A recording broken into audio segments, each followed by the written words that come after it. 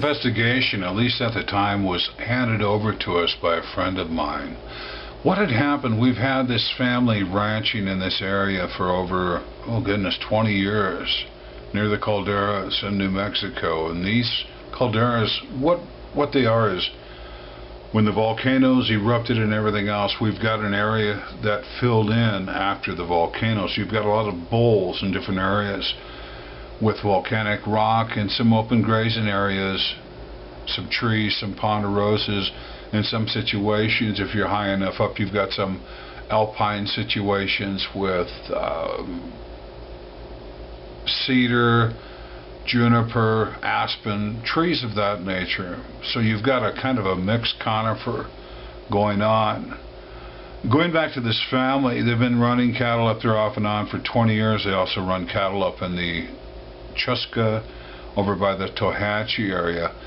This area in particular, they've been having lots of predation happening.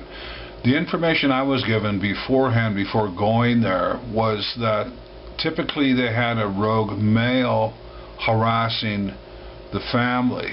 After arriving on scene into this direct area, we found out that the elk herd that had been gone for over 20 years was back. And with the elk herd comes the elk herders. These are the livestock of the furry people. They raise them from babies. They take care of them like the cattle, like the sheep. It's their livestock. We find out the elk herd is 2.5 miles away, so we've got some extra furry people in the area. Also, we find out that we've got whisper choppers in the area. This is some type of government top secret something going on. They actually saw people in uniforms sitting in the helicopter doors, resting their feet on the skids as they flew over, very quietly, very covertly, very silently. So a lot of the photos that this family showed us are reminiscent of cattle mutilations we've seen up by Dulce. They're reminiscent of cattle mutilations we've seen on the San Luis Plain up in Colorado. Reminiscent of some other cattle mutilation photos we've seen across the country, where they're removing part of the facial features, some of the glands and so forth, typically removing the tongue, removing the anus and so forth from the animal. This would be something else. We've also got ultra-terrestrial activity in this area. Many sightings of strange flying craft, UFOs if you will. We've also got reports, especially from the father in the area, of an upright walking dogman type entity with ears sticking up, fully mobile on 2 feet. This area in particular would be a really rough place to try to run cattle and try to make a living off of cattle.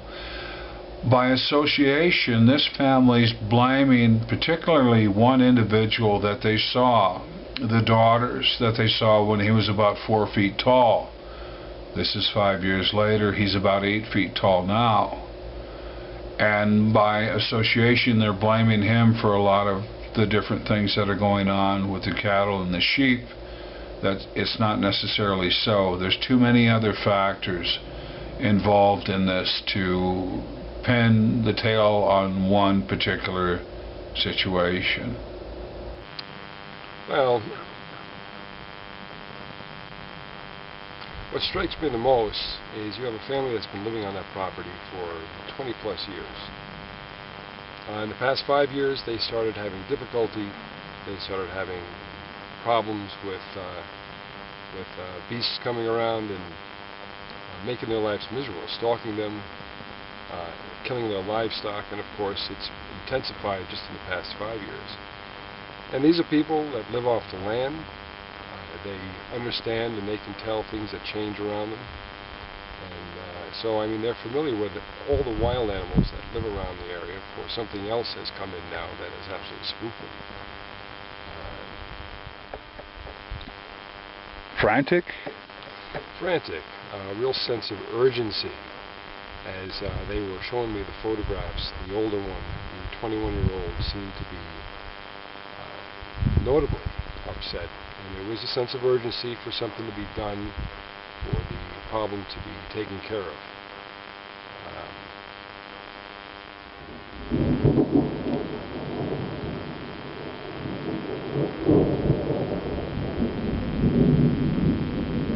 Now that's backdrop. That's backdrop. Sitting here at, I believe, 9,400 feet. Not much air.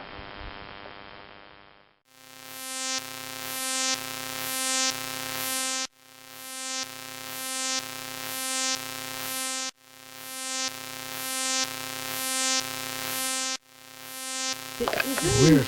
Det is unique. Inte det då anledningen är short. Truck it a long ways. Yeah. So a lot of that would be reminiscent of a cougar attack. Yeah.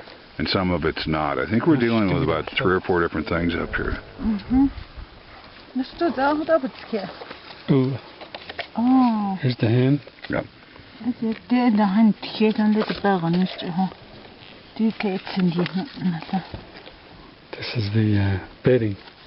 Yeah, that's where the little ones were going to preschool. Seriously. Huh. A bunch of little ones. Yeah, the lady said she saw two different footprints. They're like number Sean. So. That's some weird scat. Yeah.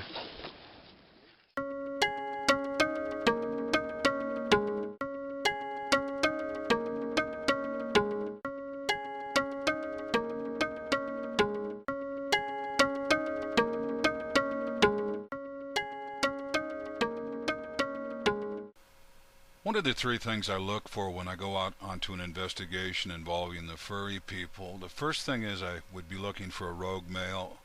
The second thing I would be looking for is an attachment to a family member. And of course the third thing is show me the calories.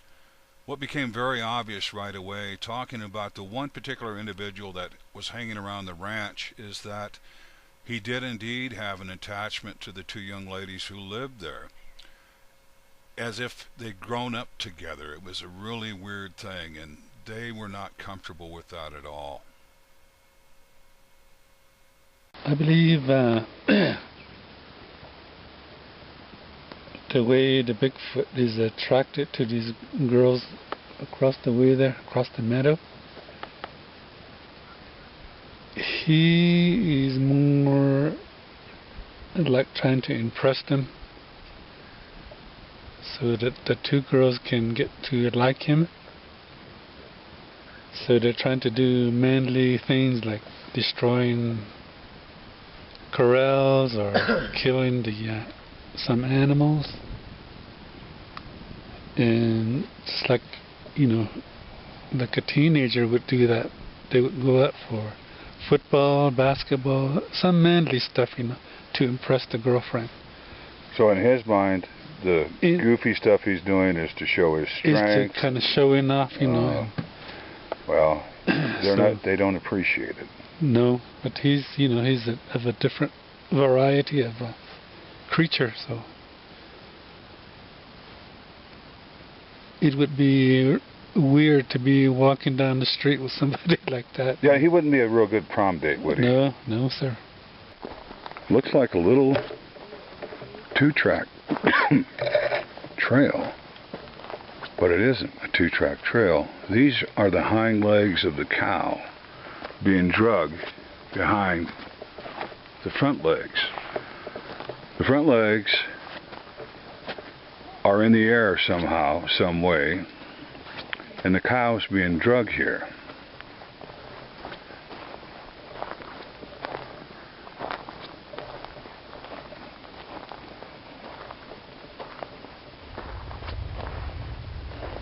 Very strange.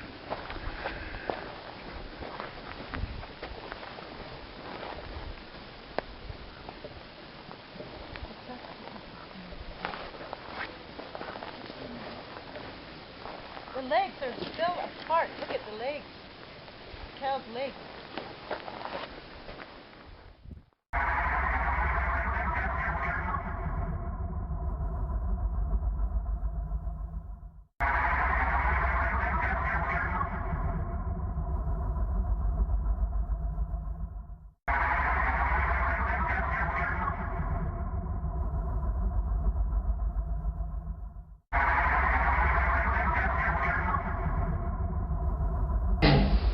had a few weeks to kind of decompress and discuss some of the situations that happened up at the Caldera. What are your feelings on the whole situation coming from there now that you've had time to think about it? The situation is the following. There's something out there that's got a connection to them two girls that live out there on the ranch, and no means of protection around the house. That's kind of weird to me, kind of odd. Being a rancher way out there where they are, I would have at least a 12 gauge, and my awareness would be heightened. I mean, I would walk around the perimeter at the ranch every morning, checking for new clues, and I probably would be sitting out on the porch at night and trying to figure out what's going on.